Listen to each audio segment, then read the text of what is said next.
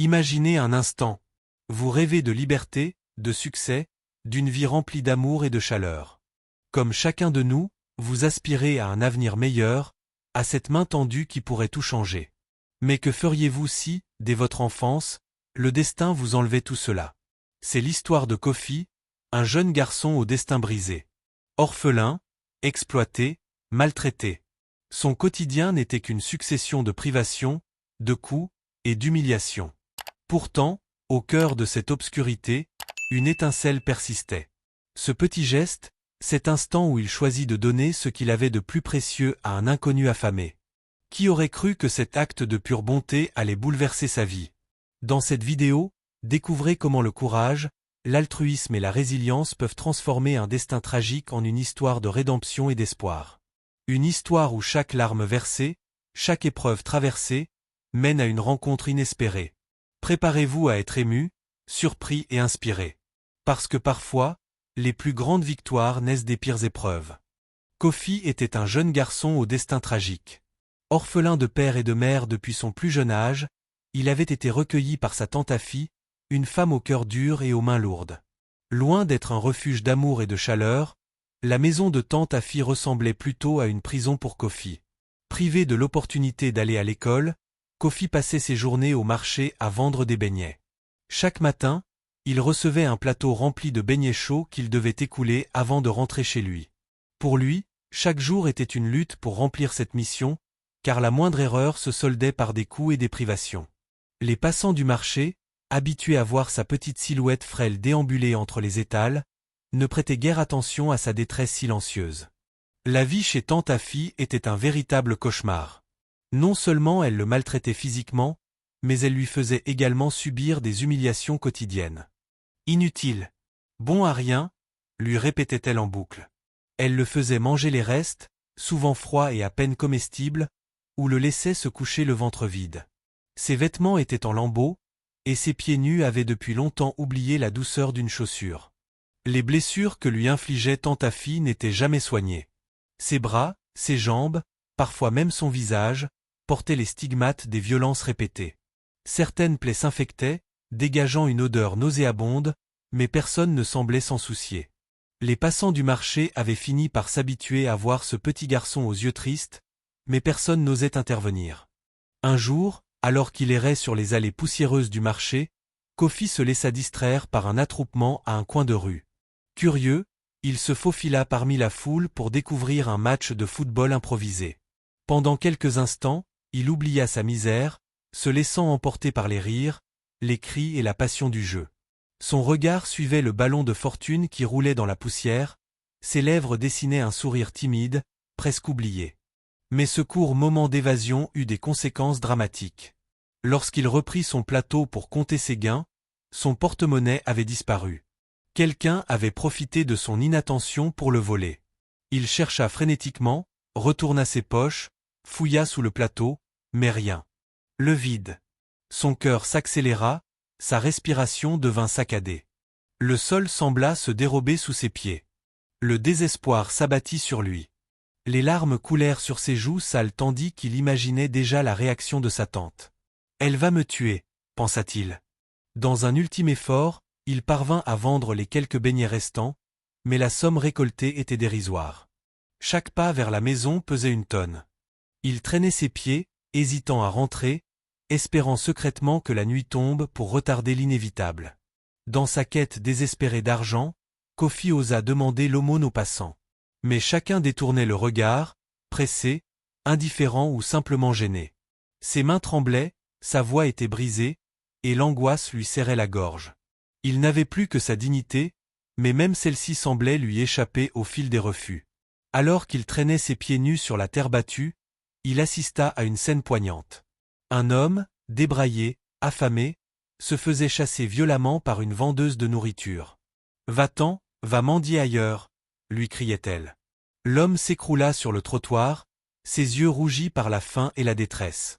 Sa peau portait les marques de la rue, ses vêtements étaient usés jusqu'à la trame, et son corps semblait sur le point de céder sous le poids de la misère. Malgré sa propre misère, Kofi ressentit une profonde pitié pour cet inconnu. Mais que pouvait-il faire? Lui-même avait besoin d'argent pour éviter la colère de tante Affi. Pourtant, le destin en décida autrement. L'homme, en larmes, vint s'agenouiller devant lui. « S'il te plaît, petit, aide-moi. Juste quelques pièces, je t'en supplie. J'ai tellement faim. » Kofi serra son porte-monnaie presque vide contre lui. Ses pensées se bousculaient. Et moi? Si je lui donne cet argent, tante Affi va me battre. Mais les pleurs, la voix suppliante de l'homme, brisèrent la dernière barrière de son cœur. Un flot d'émotions contradictoires l'envahit. Devait-il risquer sa propre peau pour cet inconnu? Tiens, dit-il en lui tendant quelques pièces. Je n'ai pas beaucoup, mais prends ça. Les yeux de l'homme s'illuminèrent. Il remercia Kofi avec tant de sincérité qu'une chaleur inconnue envahit le cœur du garçon. Pour un instant, il se sentit utile, important. Ce geste, bien que petit, marquait un tournant dans sa vie, même s'il ne le savait pas encore. Mais cette petite lumière s'éteignit bien vite lorsqu'il rentra chez sa tante. La colère d'Affi éclata comme un orage. Les coups pleuvaient, les injures aussi.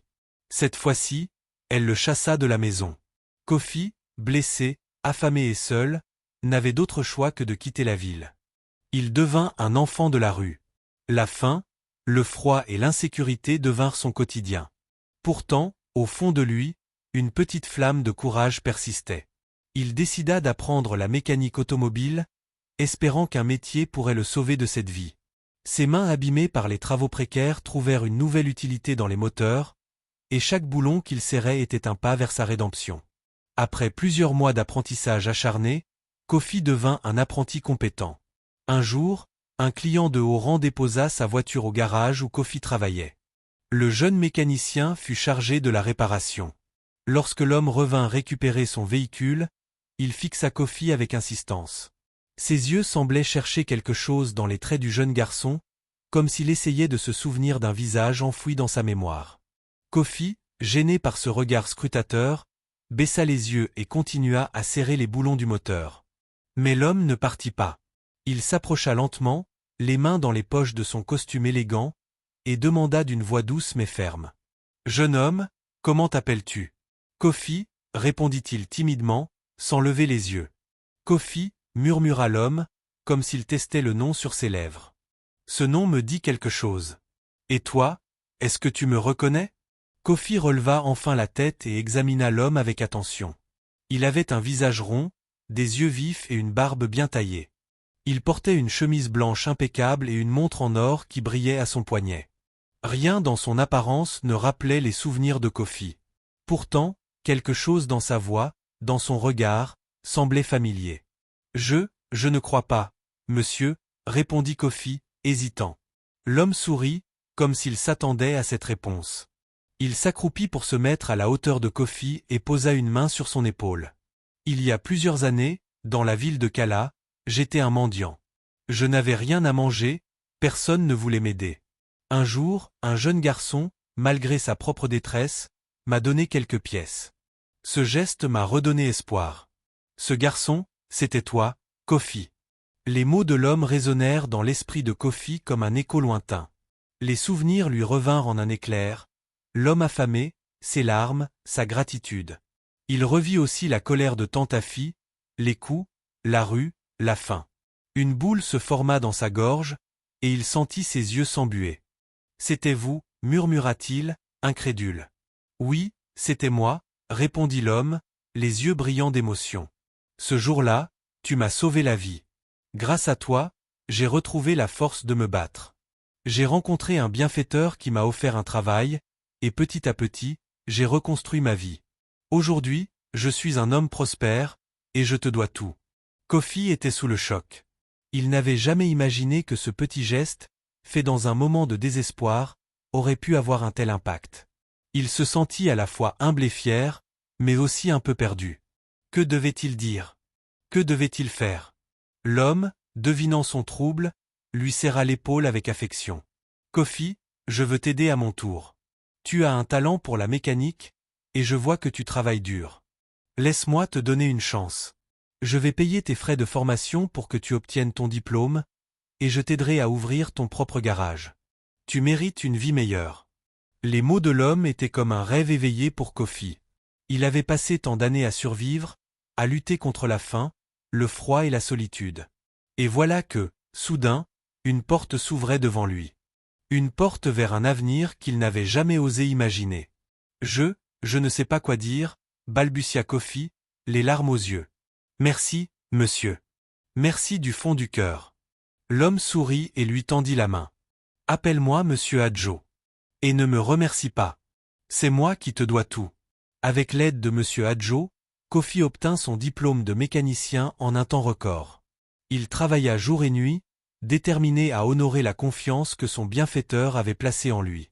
Monsieur Adjo lui offrit également un local pour ouvrir son propre garage, et Kofi se lança dans cette nouvelle aventure avec passion et détermination. Les premiers mois furent difficiles. Kofi devait tout apprendre.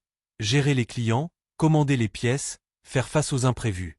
Mais il ne se découragea jamais. Sa réputation de mécanicien compétent et honnête se répandit rapidement dans la ville, et bientôt, son garage devint l'un des plus fréquentés. Avec le temps, Kofi put embaucher d'autres apprentis, leur offrant ainsi une chance de s'en sortir, tout comme M. Adjo l'avait fait pour lui. Il devint un pilier de la communauté, respecté et admiré pour son travail et sa générosité. Un jour, Kofi décida de faire un tour dans la ville de Kala. À Kala, Kofi croisa une silhouette familière sur le bord de la route. C'était Tante Tafi. Elle avait vieilli, ses épaules étaient voûtées, et ses yeux, autrefois si durs, semblaient maintenant remplis de regrets. Elle le reconnut immédiatement et baissa la tête, honteuse. « Kofi, murmura-t-elle.